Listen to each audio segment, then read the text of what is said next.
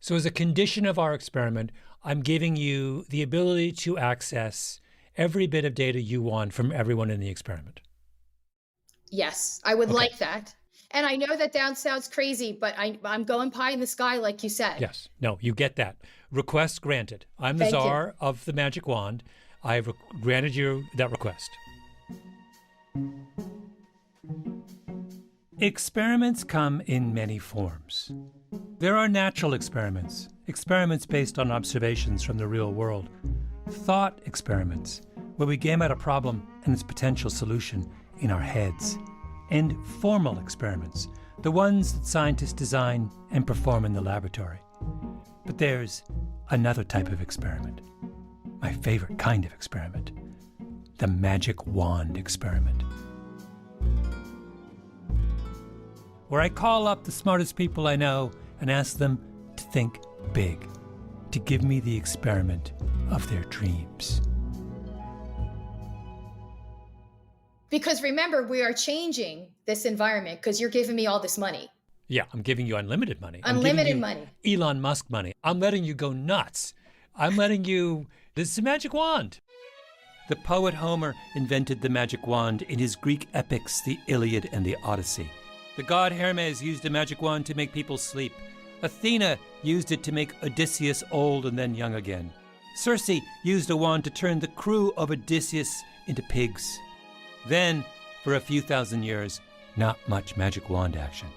Until now, when all of us at Revisionist History have decided to revive the magic wand for the greatest of all forbidden pleasures.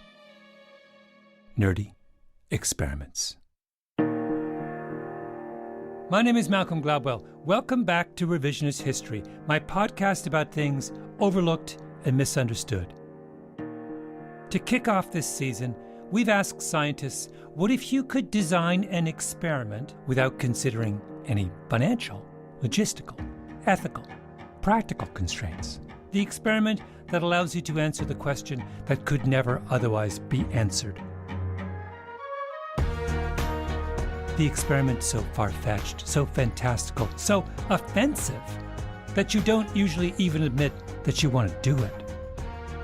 Unless someone calls you up and says, "Oh, come on."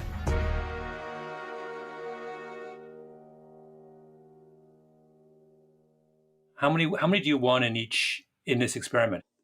100 males and 100 females. Meaning... Dream big. You can go more than 100. Okay, sure. I'll give you 1,000. Okay. The idea for this season of Revisionist History was born in frustration. I've always believed that those of us alive in the 21st century are all modern and smarty pants. But over and again, I get into a serious discussion with some brilliant person, and after that person had dropped all of their expert bluster, they would say, "Oh, but we don't really know the answer to that." Or, "I wish we knew, but we don't." It took me back, because I suddenly remembered that's what my dad used to always say whenever I pestered him with a question. Big sigh, hand to his forehead, slight shake of the head, and then, "No idea, which I thought was just Graham Gladwell, but now I realize is everyone. The great sobering discovery of my middle age is that the list of things we don't know is a lot longer than the list of things we do know, which suggested to me that we really need to get cracking. Hence, this season of Revisionist History, a season devoted entirely to experiments, starting with the special category of magic wands. I got lots of suggestions about magic wand experiments on the physical world.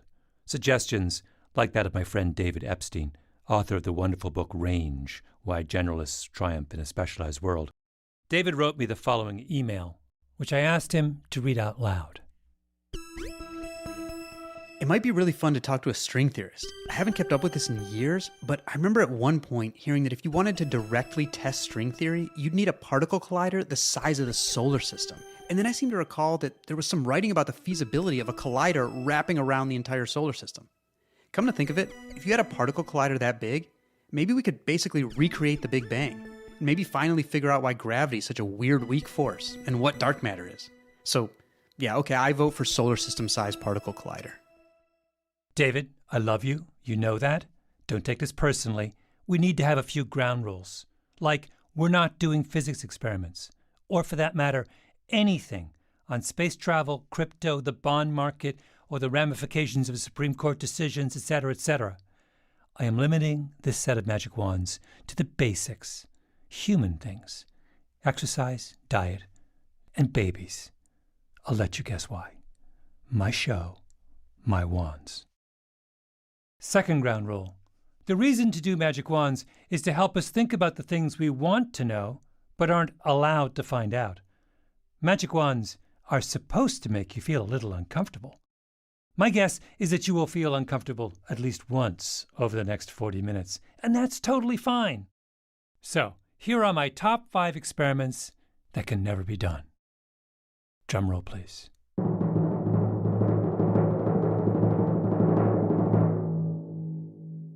We begin with the penis test. This was the idea of Harvard University child psychologist Joyce Benenson. She's the author of a deeply fascinating book called Warriors and Worriers. Here's what she would do with her magic wand. Okay, so I'll say it, and that is if we could randomly cut off a bunch of infant babies at birth, boys' penises, and attach them to randomly selected girls and have them raised by their parents as the opposite sex from what they were biologically destined to be, because the parents are misinformed, and then look at their activities and interests. We removed the penises of one group of boy babies, babies born with XY chromosomes. We attached those body parts to a group of newborn girls, the double X chromosome babies. So the parents of the boys assume they're raising girls and vice versa. Remember, this is all with a magic wand. No one's suffering. Or are we socializing them with our controls, with boys with penises and girls without? Okay, well, just to be as clean as possible, I would keep them just with one another. I would isolate them so there's no other influences. That to me would be just the strongest one. I think it would be a beautiful experiment. What Benenson wants to test is the impact of parenting on gender identity. It's really hard to untangle nature and nurture. People have been arguing about this for millennia. So Benenson says, let's just wave our magic wand, put together a massive, perfectly designed experiment, and settle this issue once and for all. If your mom and dad are confused about what gender you belong to, does that make any difference to you? Benenson has been researching the behavior of children for more than 4 decades, and she's pretty sure what the answer is. She thinks that if you take boys and raise them as girls, nothing's going to change. Remove the penises, dress them in pink, none of that will alter their behavior.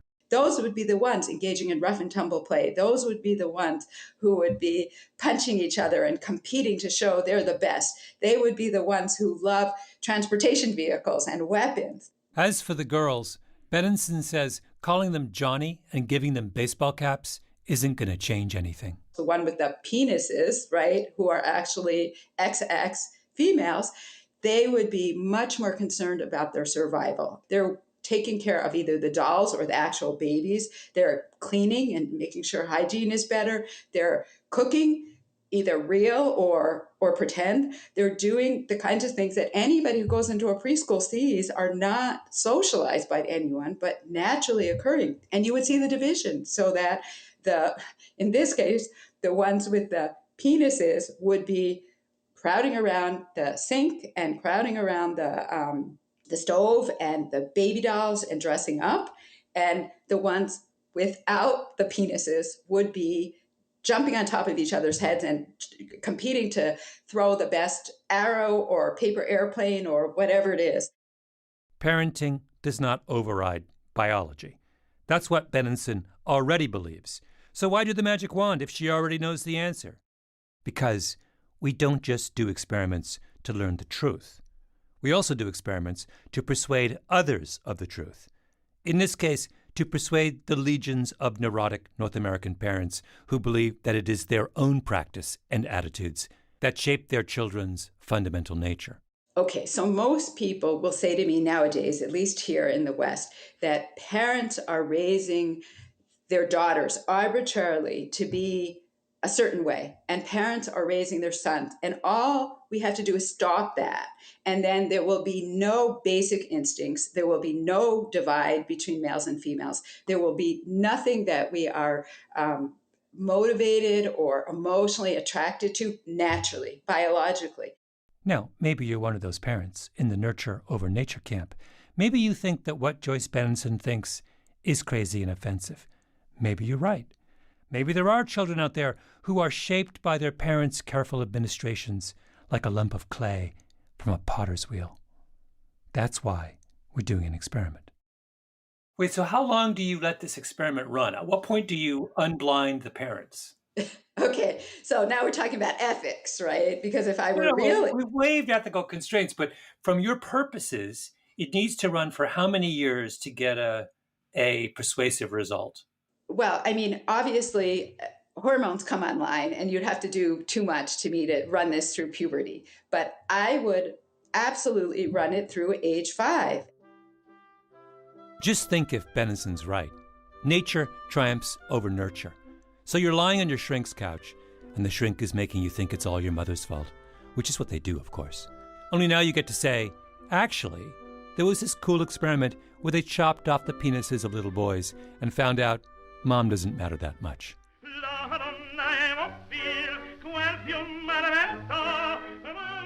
Have I shocked your delicate sensibilities? Just wait. We've got 4 more experiments to go. After the break.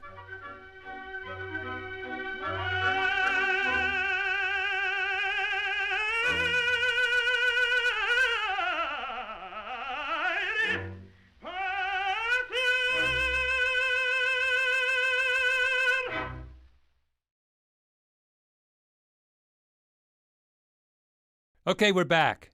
On to our next impossible, possibly unethical, but super interesting and useful experiment. The magic wand of New York University psychologist Adam Alter. I had a lot of internal debate about whether to include this one because Adam happens to be a very good friend of mine. So I worried it would look like favoritism. But then I thought back to the first 6 seasons of Revisionist History and decided it's a little late in the day to be raising journalistic standards. Kidding!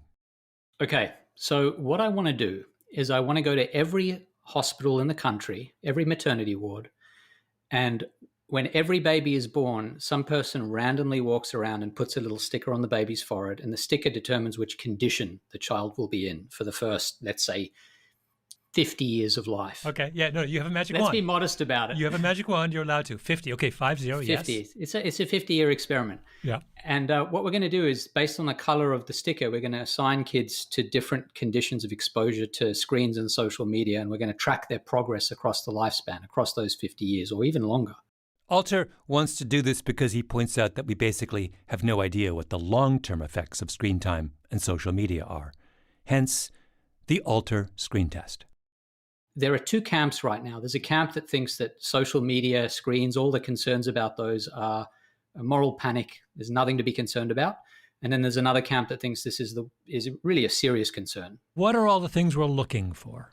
The thing that I want to know, number one is it bad for your well-being? Are you less happy? Do you have a less meaningful life? Are you less connected to other people if you have access to screens throughout your life? And how much is a problem? Is 1 hour a day okay? Is 3 hours okay? Is 5? I'm sure there's a point at which it becomes problematic. There's some evidence that your ability to distinguish subtle facial cues that show, say, the difference between fear and sadness comes from spending a lot of time as a kid, as a very young kid, looking at people face to face.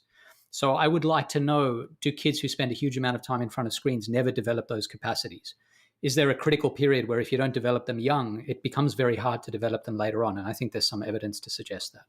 The ability to tell, for example, to get a sense of the effects of your actions on other people seems really important. So as a little kid, you take another kid's toy, that kid bops you on the head and says, don't do that. That's really important to learn. And I think to the extent you're spending a huge amount of time on screens, the feedback you get when you do social things is low fidelity, it's slow to arrive, it's not physical.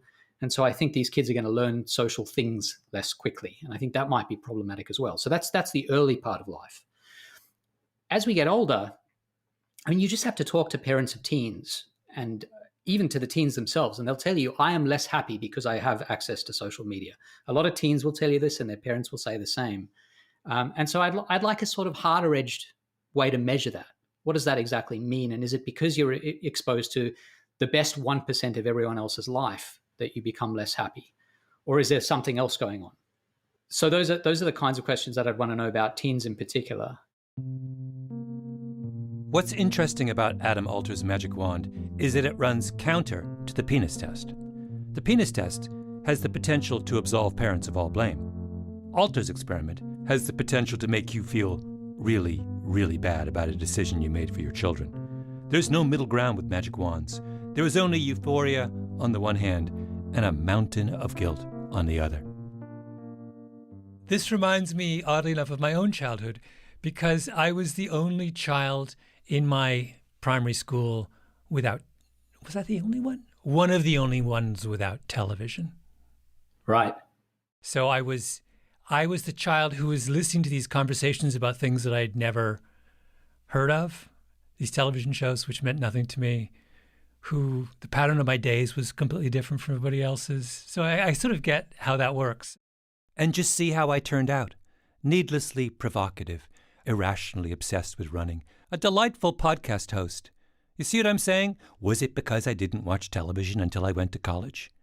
We just don't know. You know what we need to give them? Are old school Blackberries. Yeah. So it's a phone, it's email, and that's it, right? Yeah. So we're basically talking about creating a Blackberry generation alongside an iPhone generation. And we're controlling for the nature of their phone and observing the outcome. Magic wand experiment involving limited access to screens and social media. Your own son is being given an iPad. Yeah, well, we had no say. This is what schools do today. They give kids iPads, unfortunately.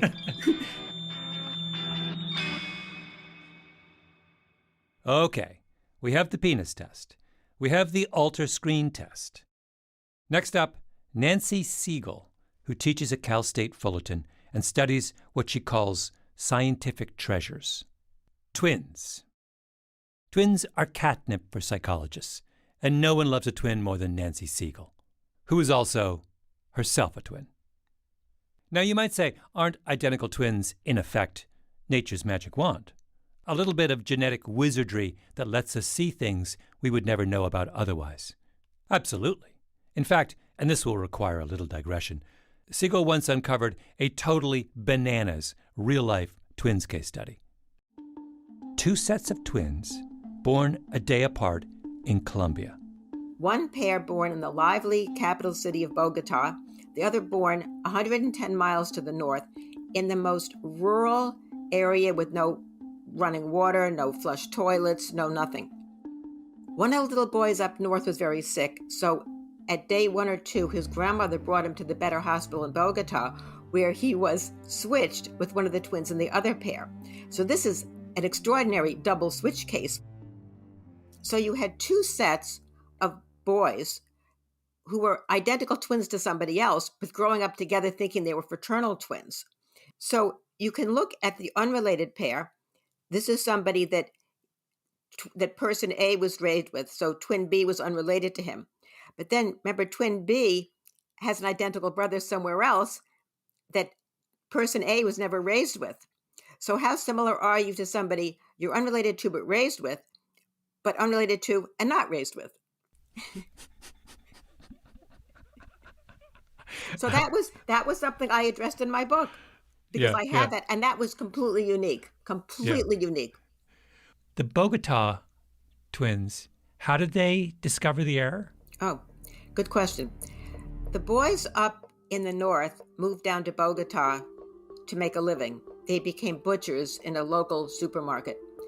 Actually, Bogota's a big city. It wasn't so local, but a friend of one of the other guys who was raised there went into the butcher shop, and she thought, Jorge, what are you doing here? And he said, my name is William. And she could hardly believe it. So she took a picture of William, showed it to her friend Jorge. And Jorge, of course, is a twin, right? He thinks he's a twin to this guy, Carlos. And anyway, they sat on it for a while, but then Jorge went online and he saw himself in clothes he knew he didn't own, and he saw someone next to this guy who looked just like his twin brother, only it wasn't his twin brother. And they met, they got together, and of course they were all in shock, particularly because the one guy who was raised in the city knew that if things had gone right, he would have been raised in a very rural area, and he's someone who enjoyed the city. And the guy up in the north, who should have been raised in Bogota, was desperate for education, wanted to learn, and had no opportunities, never went past the 5th grade. So there were some tensions in the beginning, but actually I will say that these 4 boys are the most gracious and loving of any of the switched at birth families I've encountered. They call themselves a group of 4. They make decisions together, and any differences they had, I mean, it was not their fault. These things just happen sometimes. They get along beautifully now, all 4, all combinations of twins. What an incredible story. Now, could you imagine a magic wand replication of that real-life experiment? Sure. But Siegel has a better idea, a bigger idea.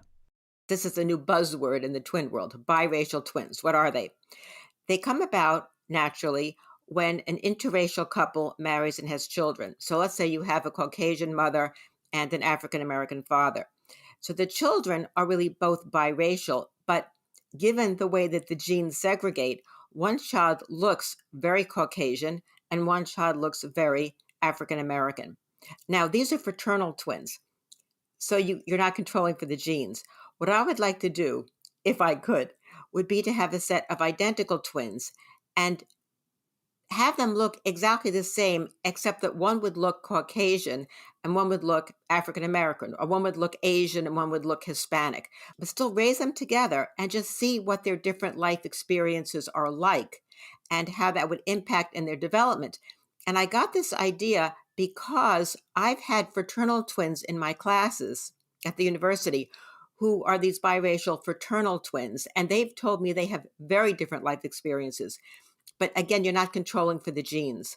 So if you had monozygotic or identical twins like this, I think it would really show us in a new way. And this is what information we don't have. So the magic wand we have to wave here is to take identical twins and make them not identical in their skin color.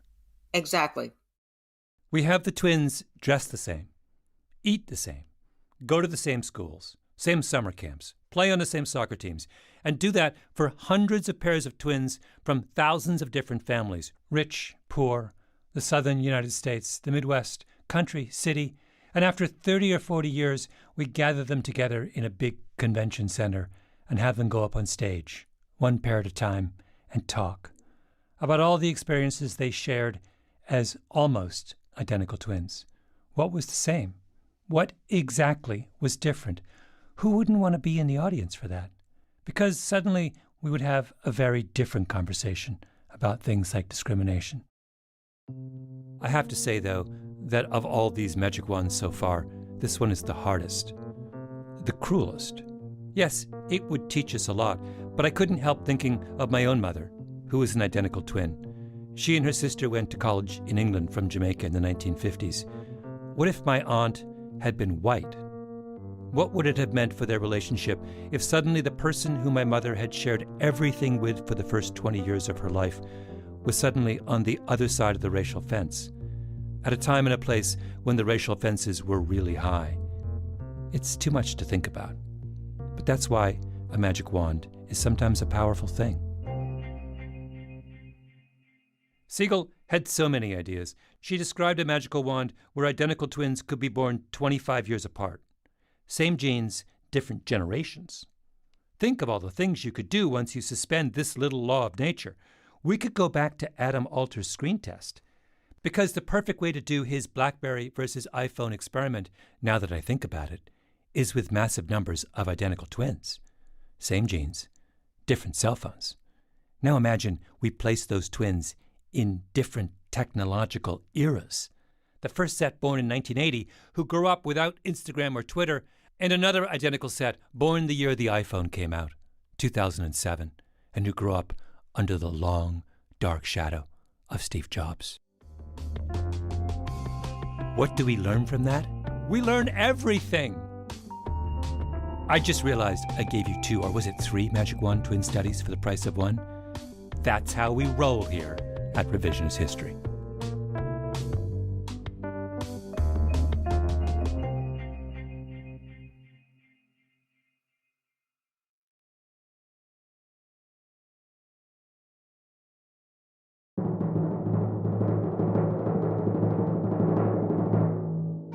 We've done the penis test, iPhone versus BlackBerry, multiracial twin studies, and now the magic wand has been passed to Stella Volpe, a nutritionist and exercise physiologist at Virginia Tech University. How did you get to me? Because can I just tell you, I see this email from Malcolm Gladwell in my inbox, and I was at a conference, and I said to my friend, okay, this is real. I think this is the real Malcolm Gladwell. Yes, this is the real Malcolm Gladwell. And Stella Volpe's experiment was my very favorite. Her premise is this: Americans are getting less and less healthy. We need to try new strategies to change that. So for her magic wand, she divides the United States in half. One half is the control group, which continues life as ever, eating Doritos and watching Netflix. Over the other half of the country, those in the treatment condition, Volpe waves her magic wand and gets to work, making all kinds of subtle and not so subtle changes. Right now, so much of our focus when it comes to getting people to improve their health behaviors is to tell them what to do and instruct them and cajole them and such. But you're talking about a series of interventions in their built environment. Should we just do it and not say anything? Yes, I did that actually in a dining hall at a university. Oh, really? We changed the portion sizes. We decreased the portion sizes. The students didn't know. Turns out it worked. The students in Stella Volpe's stealth small portion cafeteria didn't gain the freshman 15. The students in the control group did. And you didn't tell them that you were decreasing the portion size? We didn't. Now, did the students, any of them, suspect what was going on? You know, they didn't, because and I really give credit to the food service employees. Students didn't quite know that the pizza was cut a little bit smaller, or that the cake was cut in, like, instead of 84 slices, there were 96. So this is what we had to work with the food service folks to do, and they were amazing. So Volpe's magic wand experiment is also a stealth operation. If you're in the experimental half of the country, you wake up one morning and you find a lot of the elevators are gone. What's your elevator threshold? So if I live in Manhattan in a 20-store building, you're not going to make me walk up. But what's the point at which I get to use an elevator if I'm otherwise unencumbered? Right. 3 stories? 4? I'm going to say 6 stories. She wants to swap out hard chairs in offices for bouncy balls, give kids standing desks in the classroom, put a quarter mile between a parking lot and the building it serves, give grocery stores a makeover. Yeah. Wait, Stella, I just had a good idea. My idea is going to link 2 of your things. Okay. Your grocery store and your stairs idea. What about this? In the treatment condition, grocery stores can still carry whatever they want to carry, but everything that Stella deems to be unhealthy is now on a 3rd floor of the grocery store. If you want a chocolate bar, if you want Cheerios, you got to walk up 2 flights to get them. Okay, that is so brilliant. Thank you. I love that. So we can do that, right? We can do that. Oh yeah, we can wave our magic wand. Now think about how much we could learn from Stella Volpe's idea. Maybe the people without the elevators and with the parking lots down the street rise up in protest. Maybe they would all move to the other half of the country in a huff.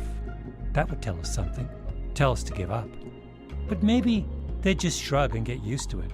Or maybe Stella Volpe's treatment half of the country gets so fit and happy and tough-minded that the slacker half gets envious and competitive and starts making the same changes in their world.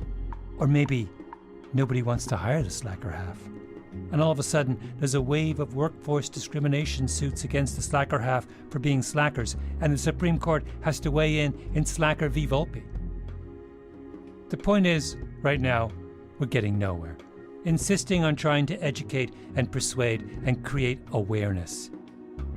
Maybe it's time for us to admit that all this talking does nothing. We just need to do stuff.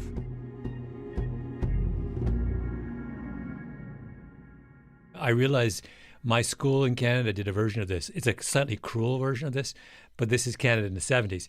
So the bus would drop me off at my school and all of the other kids from my bus route at 8:35 in the morning, okay?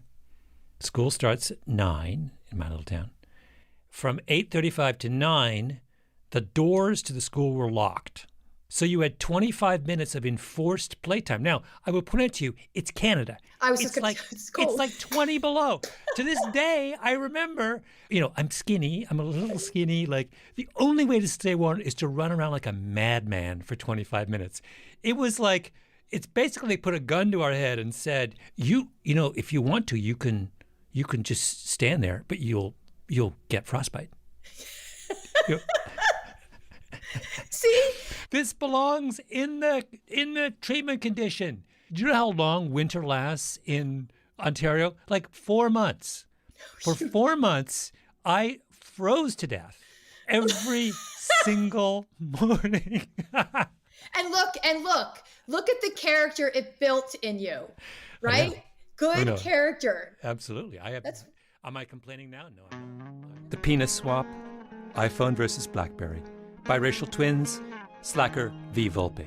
How is the world not a better place if we could learn from those 4 experiments? But wait, I know what you're thinking. Malcolm, you promised us 5 magic wands. Where's the 5th? The 5th, my friends, is so massive and wonky and random that I felt it deserved an episode all to itself. We did have to really put on a lot of gear to get it in there, for food safety reasons, I think. That's in our next episode. Our experiment of a season is just getting started. You wearing like hard hats? Gloves, hard hats, jackets, caps for our hair. That didn't really work for either of us.